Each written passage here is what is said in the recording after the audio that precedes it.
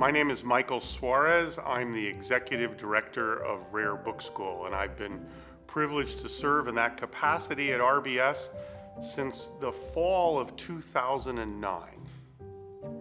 So one of the things that seems to me maybe worth recording is the fact that I've been on the road about 170 nights a year for many of the years that I've been in Charlottesville. I think my car knows how to drive to the airport on its own. And one of the things I found being on the road, trying to raise money, trying to promote the school, is that the community extends deep into the world. I remember some years ago I had a wedding in Berlin, and I thought I'd go sneak off to the Staatsbibliothek Berlin to look at a rare book that had been owned by the King of Prussia. And so I ordered up the book and I appeared. I promptly fell down the stairs of the library. That's a different story for a different day. But eventually I got my book and I was studying this book, preparing for some lectures I was going to give. And somebody was hovering behind me, and this woman said to me, "Oh, I hear you are the director of the Rare Book School in Virginia." I said, "Well, yes, I am." And she said, "Many years ago, I came to Virginia and took a course, and then I came back here to Berlin and changed the way we run the department. And I became promoted to be the head of the department.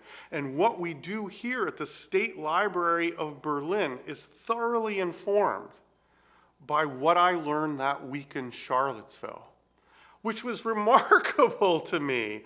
And then she paused and she looked at me with great sincerity, great German earnestness, and she said, "The school, it is important."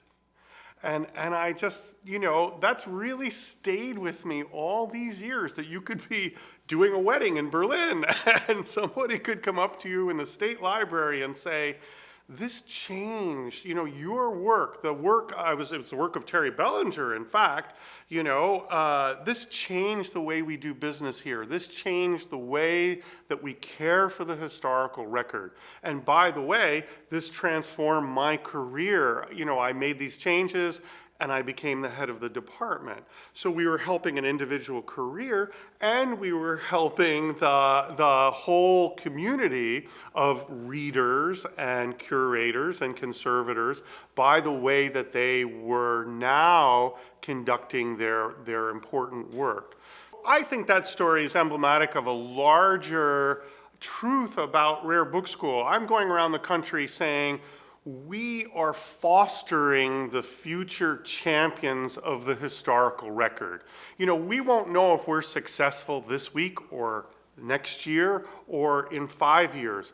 We'll know if the mission of the school has really been successful 10 years from now, 20 years from now, a generation or 2 generations from now, if there are future champions of libraries and archives, if there are future professionals who have been taught by the teachers, the archivists whom we teach, by the librarians who are kindling that flame in a young person who's part of a special collections visit and who gets shown something and all of a sudden powerful happens and wonder begins to drive them. And wonder and knowledge together conduce toward love. And to me, I just think that as I've gone around the country and indeed been privileged to go around the world, if you will, promoting, pitching Rare Book School, telling the story, helping people to understand the urgency of our mission, I find that people get it. The people we talk to care a great deal about the future of human history.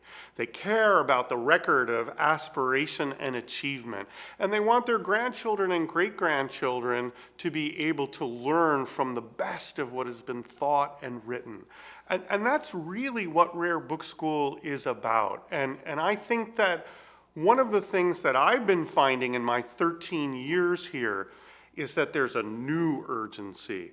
When I first arrived, it was like, the advent of the digital and what will happen to the actual physical record.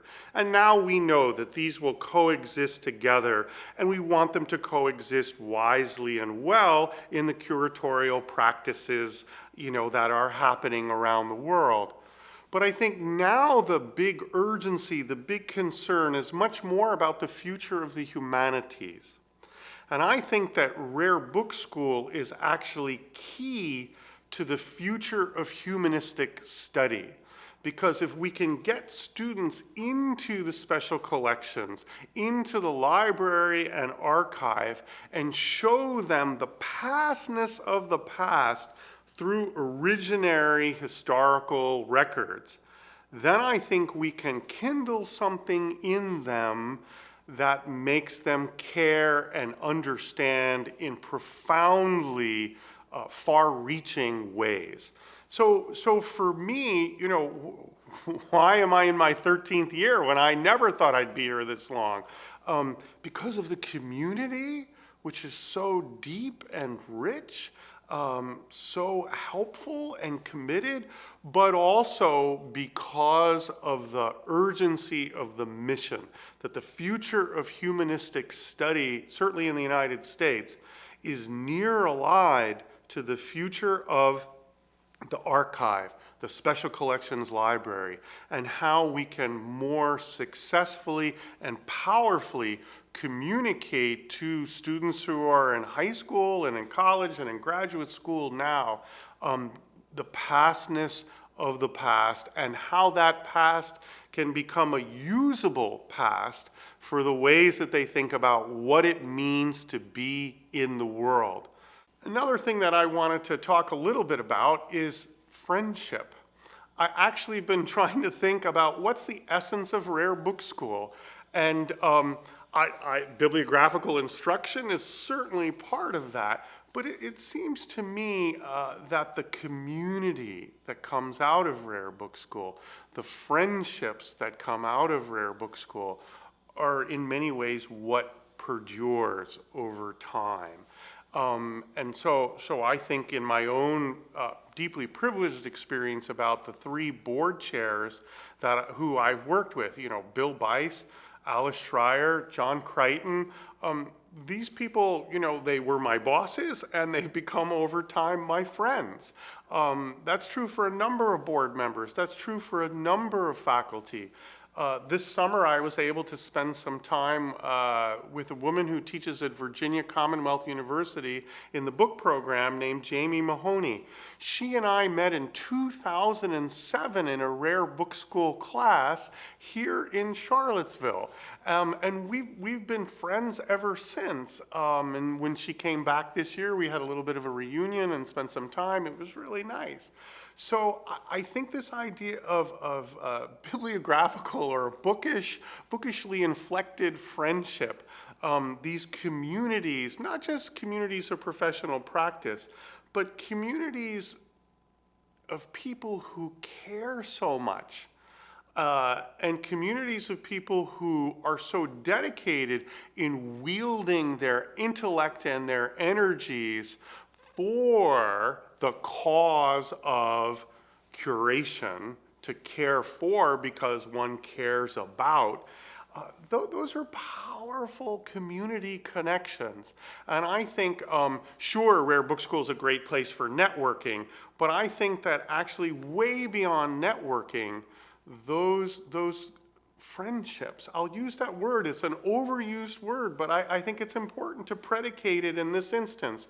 These durable friendships, these lasting relationships that happen over time are very, very powerful, and they're nurtured at Rare Book School through the study we do together and for the galvanizing experience that we have here and in our partner institutions in order to in order really to help people know that they're not alone, if you will, that they're not crazy to care so deeply about these things, but instead to say, no, you're absolutely right. I care about these things too.